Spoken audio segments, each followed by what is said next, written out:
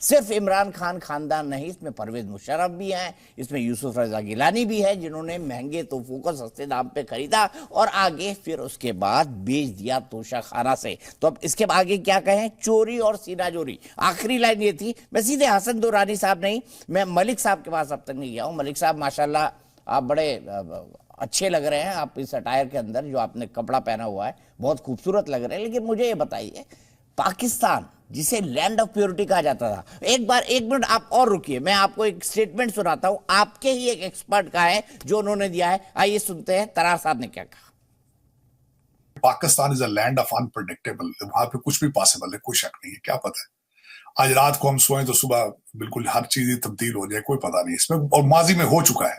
हर पाकिस्तानी को पता है कि लाहौर हाई कोर्ट की हालत क्या है, हर पाकिस्तानी को पता है कि इस वक्त यहाँ पे सुप्रीम कोर्ट में क्या हो रहा है, हर पाकिस्तानी को पता। मैं कौन सी नई बात आपको बताऊं, क्या नहीं। अब पाकिस्तान में लोग कहते हैं बेंच बनते ही पता चल जाता है फैसला क्या होता है। वो आज पटेल साहब मेमन साहब ने आज जो तकरीर की नेशनल असेंबली में, उन्होंने कहा कि कागजात नामजदगी भी फिर सुप्रीम कोर्ट में जमा करा दें। उन्होंने कहा फिर रिजल्ट भी आप खुद ही बता दें, इलेक्शन जो आप करवा रहे हैं। तो फिर ये जब इस तरह बार आवाजें नहीं, ये इस तरीके से जुडिशरी चलती, कौन इसको कहता है ये जुडिशरी है जिनका नंबर ही 129 है 140 में से। देखे ना, 9 लोगों से बेंच चला था, 7 पे आया, 7 से 5, 5 से 3, और फिर कोई किसी को परवाह ही नहीं। जुडिशरी के हाल की बात हो रही है, मैं तस्वीरें दिखा रहा हूं, ये देखिए पाकिस्तान की जो नेशनल असेंबली है उसकी तस्वीरें हैं, पेट्रोल पंप के बाहर जो लाइनें हैं उसकी तस्वीरें हैं। अब अजमत साहब मैं क्या पूछूं, भारत तो ये कहता है कि पाकिस्तान हमेशा चोरी और सीनाजोरी करता रहा, लेकिन अब पाकिस्तान की आवाम देखकर आरएसएस को भी तरस आ गया है। आरएसएस के कृष्ण गोपाल जी कह रहे हैं कि भाई आटा दे दो अगर हमारे पास एक्स्ट्रा है, और हमारे पास बहुत है, हम तो यूरोप के कई देशों को खिला रहे हैं। गेहूं हर जगह तो दुनिया में होता नहीं है, हमारे यहां से लंदन भी जा रहा है, आप भी ले लो भाई, क्या दिक्कत है। देखिए जी, मैंने आपकी सब पैनलिस्ट की बातें बड़े गौर से सुनी। मैं पीपल्स पार्टी का वफाक में मंत्री वजीर रहा हूं। आसिफ अली जरदारी और बिलावल भुट्टो मेरे लीडर्स हैं। सबसे पहले जो उनके बारे में बात हुई, तो मैं सिर्फ ये सवाल करूंगा कि 12 साल तक पाकिस्तान के नैब और हर अदालत ने आसिफ अली जरदारी को हवालात में रखकर, जेल में रखकर इन्वेस्टिगेशन की, तो क्यों उनके ऊपर बरहा कोशिश करके कोई 1 रुपए की चोरी साबित नहीं की गई। पाकिस्तान बनने से पहले उनका खानदान, जरदारी खानदान जो है, वो बहुत बड़ा जमींदार और बहुत बड़ा बिजनेसमैन खानदान है। उनकी तारीख उठाकर देख लीजिएगा तो वो पाकिस्तान के चंद अहम बिजनेसमैन में से एक खानदान है। तो उनके अपने कमाए हुए पैसे को चोरी का रंग देना सिर्फ उनकी सियासी किरदार कुशी के लिए की जा रही थी। ये गेम जो पूरी दुनिया में उनको मिस्टर 10% या हर चीज पर जो मशहूर किया, आज पाकिस्तान के अवाम जानते हैं कि जरदारी साहब के साथ। मलिक साहब आपने बोल लिया ना, मेरे एक सवाल का जवाब दीजिए। ये मिस्टर 10% का तमगा किसने दिया था आपको? नवाज शरीफ खानदान ने दिया था ना। इमरान खान तो पैदा भी नहीं हुए थे, अब उन्हीं नवाज शरीफ के साथ बैठ के आप सरकार क्यों चला रहे हैं? मुझे ये भी बता दीजिए मलिक साहब, थोड़ा मेरी जानकारी कम है तो मुझे बता दीजिए। पानीपत में हमने नवाज शरीफ के ऊपर भी इल्जामात लगाए, जो कुछ सच्चे थे कुछ सच्चे नहीं थे, और इसी तरह नवाज शरीफ ने, मतलब आप झूठे आरोप लगाते हैं, आप साफ मान रहे हैं। चलिए, एक तो आपने क्या बोलते हैं, रमजान के महीने में एक सच्चाई तो करी आपने कि चलिए आपने झूठ बोला था, पहले मान लिया उसको। आनंद भाई, रमजान के महीने के बगैर भी हम सच बोलते हैं और सच बोलने की कोशिश करते हैं। ठीक है, पाकिस्तानी सच बोलते हैं और सच बोलने की कोशिश करते हैं। जनरल सिन्हा, मैं आटा के ऊपर बात करना चाहता हूँ। मैं आता हूँ आपके पास, तुरंत आता हूँ, इसका जवाब ले लेते हैं। पहले एक सवाल मैं आपसे करता हूँ। खान साहब मेरे से सवाल, पूरी हिंदुस्तान की तारीख, आपसे ही सवाल लेता हूँ। पूरी हिंदुस्तान की तारीख में मुझे बताए कि आपने कभी हिंदुस्तान के अंदर एक बूरी आटा मुफ्त दिया है?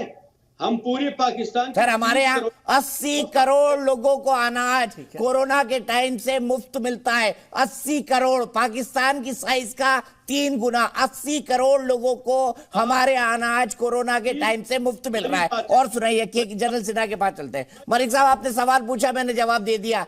और साहब, मेरे देश के अंदर आटे की लाइन में 22 लोग नहीं मारे गए।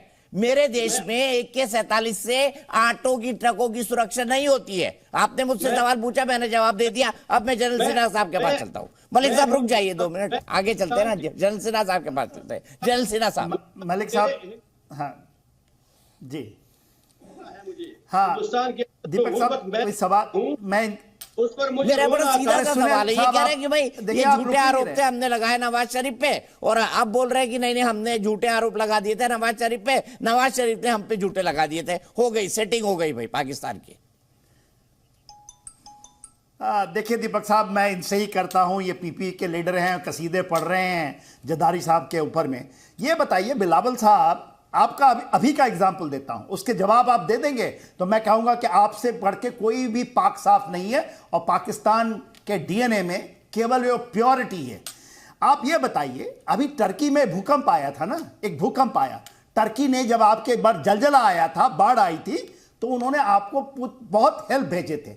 आपने टर्की के अंदर वही सामान आपने भेजे, अंदर में तो पाक वही टर्की की लेवल, ऊपर से पाकिस्तान।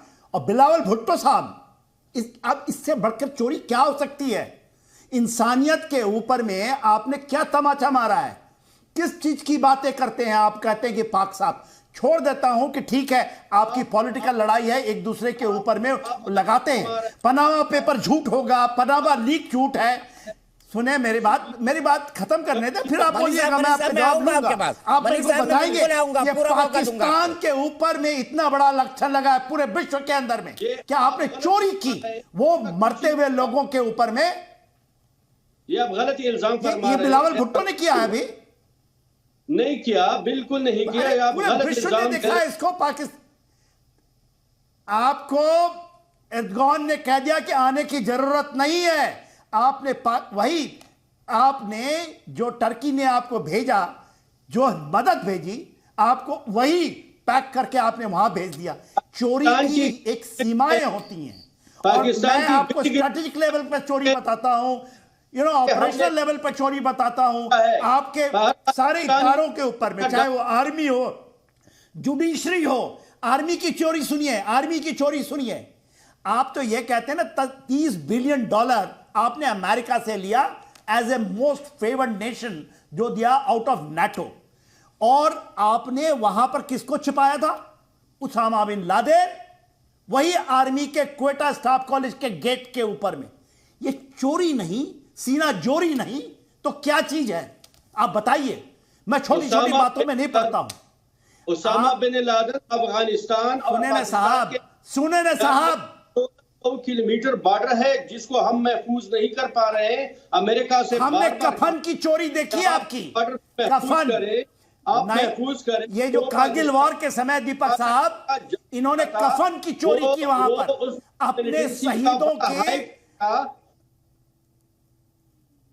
आपने तो कफन तक की चोरी कर दी मेरे भाई। कारगिल वॉर में मैंने खुद देखा है आपके जवानों को, NLI के उन शहीदों को, जब आप ले नहीं जाना चाहते थे। इसके अलावा क्योंकि आपको कफन की चोरी करनी थी, अपने कॉफिन को चोरी करनी थी, इसलिए आप उन डेड बॉडीज तक को नहीं ले गए। इससे ज्यादा क्या चोरी हो सकती है? हम कहें, आप तो कहते हैं ना हम पाक साफ। 22 करोड़ जनता को, जो कि वहां के लोग ज्यादातर अच्छे लोग हैं, आपके हुक्मरानों ने, आपके इतारों ने उनको इतना आपाक कर दिया है कि आज आपको वही खड़ा होकर के वो तमाचा दिखाता है, वही ऐना दिखाता है। इसलिए अभी दीपक जाप चला रहे थे कि पाक के अंदर, पाकिस्तान के अंदर में, जिसको मैं नापाक कहने की जुर्रत करूंगा, हर एक चीज हर एक बार अनप्रेडिक्टेबल है। चाहे आप पलटी खा जाएं, तहरीके तालिबान पाकिस्तान के ऊपर में, कभी आप कहें कि हक्कानी नेटवर्क, आप वहां तक नहीं छोड़ते, आप किसी को नहीं छोड़ सकते भाई। पर्सनल अकाउंट गिनाने लगूं तो मेरी अपनी पर्सनल चीजें हैं। जी